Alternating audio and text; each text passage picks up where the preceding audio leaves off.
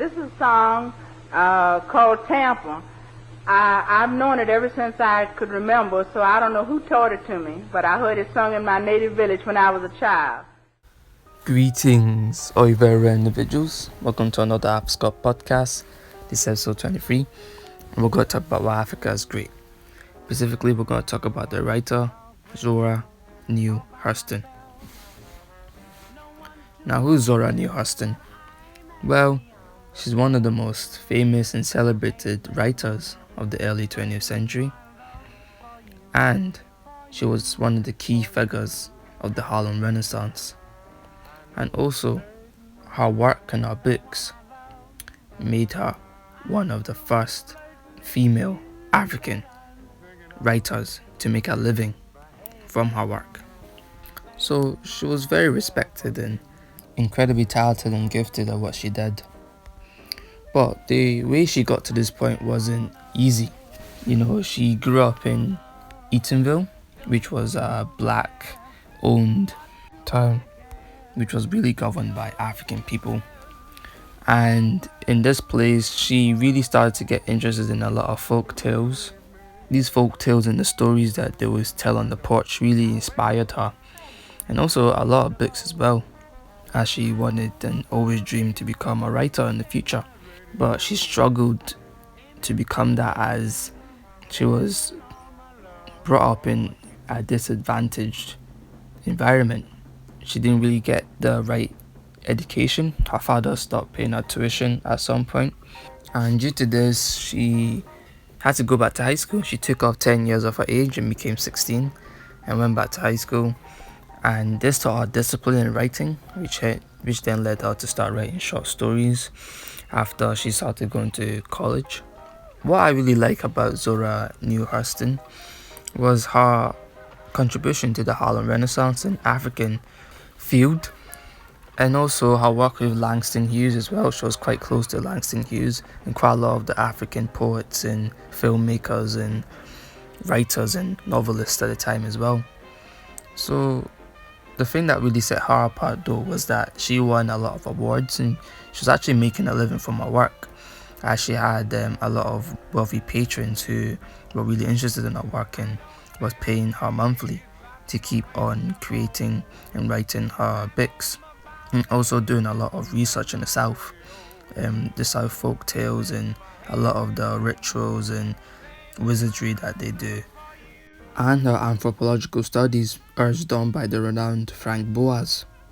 She's a very inspirational lady, and even just for women in general and for men as well, especially in a time where Africans aren't really supposed to succeed.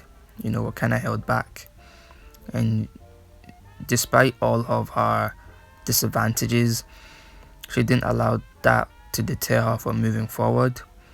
She used her failures and, like the phrase, 2 step back, 1 step forward. She used all of those disadvantages to really win. The Eyes Were Watching God was and is one of the most read books in academia in America. And, it really just shows our contribution to the American culture and African culture as well. Because in African culture, a lot of us aren't really encouraged to do writing and become writers because, it's a field that you might struggle with. And a lot of people can argue that she did struggle quite a lot, but we can't argue her success and her influence, as a writer. And she influenced a lot of writers, even to this day, like Toni Morrison, and I can go on and on and on. And also what was celebrated as well was her personality. They said she was quite charismatic. She was always the main attraction. She always took the spotlight at parties as well. Even through her photos, you can kind of see her joyful nature as well, even through the struggles. And I like her quote. She was saying that, I'm saying this loosely, but it was along the lines of, despite all the struggles of racism and all the bad things going on, she's still going to come at life and keep sharpening her oyster knife, which I thought was a great thing to read, especially at a time that she was growing up in. And she had a very adventurous spirit, which I think really contributed as well to her success and to her insight and to her talent and to the writings in her books.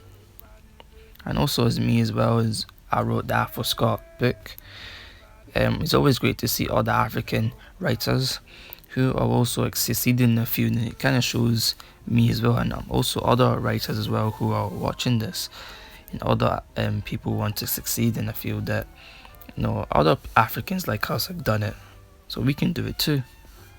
She's a great example of an African who, despite all odds, growing up in a poor environment where she had to toil and become a maid and be a cleaner for people, despite all of that, she still rose up and became one of the most influential African writers of all time.